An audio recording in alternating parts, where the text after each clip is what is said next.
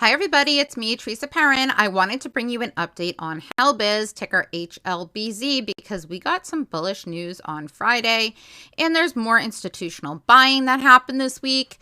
As well as, guys, we printed a doji on Friday, which is an indication of a reversal. So get ready for us to have a great week this week. It looks very bullish from what I'm seeing. Anyways, please remember, nothing I say is financial advice. Always do your own DD. And guys, I am never going to tell you when to buy, when to sell, or to hold. I do not give financial advice because I'm not a financial advisor.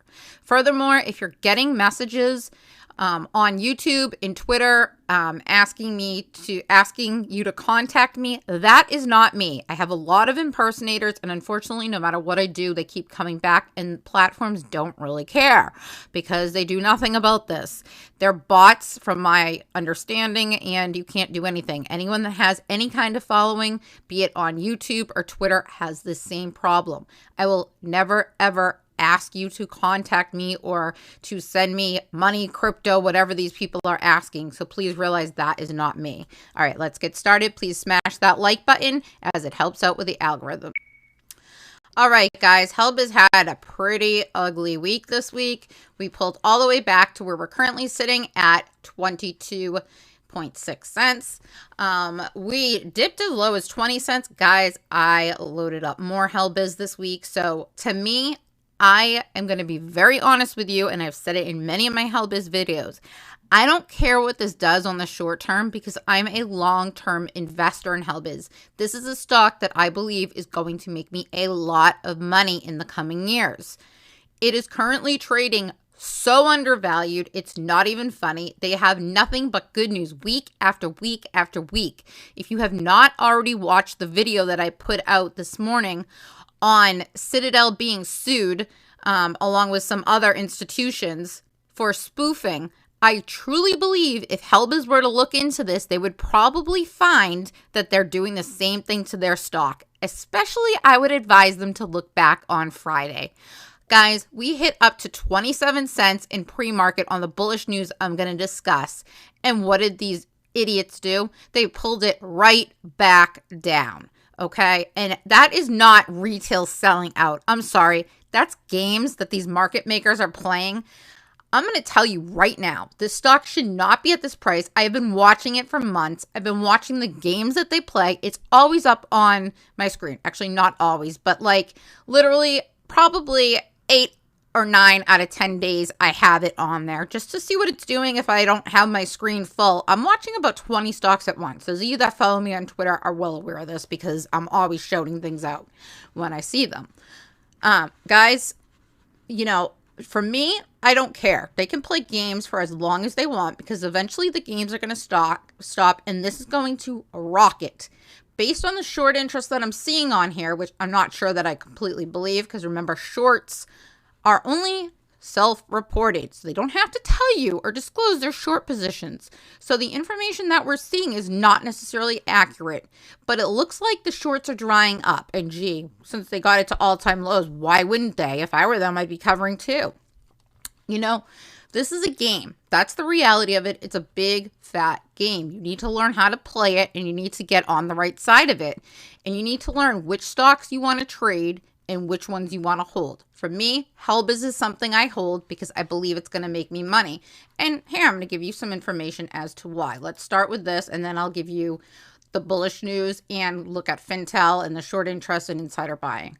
So, HLBZ is given a strong buy by the one analyst that rated it, and they give it a $13 price target. Guys, we are at 23 cents. Do you realize that this went to $13? How much money you would make? I mean, it would be absolutely insane.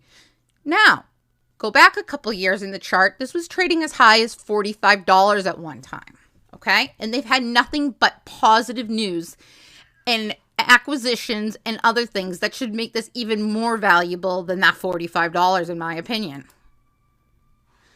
All right, so according to, let me show you this first. The technical analysis is showing that we are going to have a short and medium term strong bullish signal move to the upside, guys. Longs are not in yet because it's been in a long time downtrend, okay? But once we break through some more indicators, then this will convert to a long-term upside as well. I'm confident of that. The breakdown as far as shareholders go from Webull is institutions own 5.02%, insiders own 44.34%, and you can see that's increased by 5.9% in the past 1 month. That's because the CEO, Salvatore, has been buying this up like freaking crazy, guys. A CEO that doesn't believe in their company doesn't spend a penny on it, okay? So I want you to think about that. This is huge. Others, being retail investors, own 50.64%. Now, how does that compare to what we're seeing on Fintel? Fintel says institutions only own 0.61%. Quite a far cry from that 5.02%, but whatever. It's small institutional ownership, which is why they beat the stock up, because they're literally trying to screw retail. This game has started pretty much ever since they got screwed over on AMC and GME when they squeezed way back 2 years ago. I swear that's when things started changing in the market, and I've been in the market for over 20 years, guys. Inside ownership is 19.95% according to Fintel. Shares outstanding 118,547,937, of which insiders own 23.65 million, guys. So they have good institutional ownership. Webull is showing it much higher at 44.34%. So not quite sure which one's accurate because, again, I don't trust this information. I use it as a tool only, okay? That's all we can do.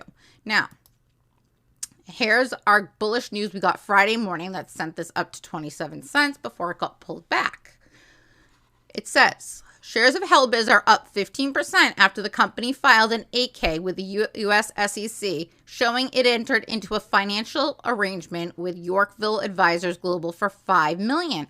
The financing, which concludes on or after December 8th, which, guys, mark that on your calendar, December 8th, we have a catalyst, because you better believe Salvatore is great with putting out PR that he will announce that the financing has closed, and you should see this move on that date. Provided HLBZ with some much needed capital, investors are reacting positively to this news and what it could mean for HLBZ going forward. Prior to today, HLBZ stock was down 96% and trading at 24 cents a share. Well, guys, as you see, we were trading at less than that by the end of the day, and this person has it wrong because we were actually trading like, I don't know what, at 20 cents? I think we even dipped below that this week. It was disgusting. What happened? The deal with Yorkville essentially amounts to a capital raise on the part of HLBZ. Investors see this as positive as it improves the company's liquidity and should help it sustain operations and fund future growth. This is not the first time HLBZ arranged financing through Yorkville Advisor Global. In October, HLBZ received $30 million in funding from Yorkville. Guys, and the reason for that is because we acquired Wheels. So they're putting this money to good use. They're not frivolously spending. Based in New York City, HLBZ is an urban transportation company that builds and sells scooters, mopeds, and other micro vehicles in densely populated cities that struggle with high levels of traffic congestion. The company recently expanded its presence to Los Angeles, California, one of the most densely populated cities in the world. Why it matters. The arrangement with Yorkville is the second piece of good news that has sent HLBZ stock higher this week. A few days ago, it was disclosed the company founder and CEO, Salvatore Palella, bought $750,000 worth of HLBZ stock, increasing his holdings in the company by 72%. Investors saw the insider share purchase as a vote of confidence in HLBZ. That news, coupled with today's announcement of a financing agreement with Yorkville, has investors feeling bullish on HLBZ stock. It's important to note that HLBZ could be viewed as a meme stock by retail traders. In early August of this year, HLBZ stock spiked as high as $1.61 a share before quickly collapsing. Investors should be wary of a similar situation this time around. So, guys, it's like they're already setting the table for this to run, followed by a collapse. Now, Could that happen? Absolutely. Anything's possible. And retail, unfortunately, does not have any patience in this market. You need to understand that. So, you know, it's a possibility it could start running and fall back again. Now, it should get pullbacks. That's healthy and that is normal. Stocks do not go straight up. I'm just telling you that right off the bat because some people think that they should. All right, so here we go. Look at this. This is just the last since August. Look at, these are all insider purchases by Salvatore. All right, he made purchases August 15th, August 17th, October 13th, November 14th. Then Giulio Profumo, who is the CEO, I believe, of HLBZ Kitchen, made a purchase as well, November 14th. And Salvatore, November 21st, again. Guys, they're also bringing the HLBZ Kitchen to the U.S. They are growing this company huge. All right, so I don't know how else to say it other than I think that this is an opportunity of a lifetime. Maybe I'm right. Maybe I'm wrong, but to me, I don't think there's much lower it can go. So, anyways, according to Fintel, the current short interest is showing at only 1.09%. Guys, if that is truly true, then that is a very bullish indicator that this is going to start moving up. Because if you notice something with stocks that move, they generally do not have a high short interest. Because oftentimes, there's a reason they're being shorted, right? This is a company I don't think belongs shorted. Now, there's potential in companies that are heavily shorted for short squeezes, but that's something different. This is why this is an investment for me. I think it's just poor market condition followed by the freaking crap that goes on in this market in any stock that retail touches. So, short shares availability.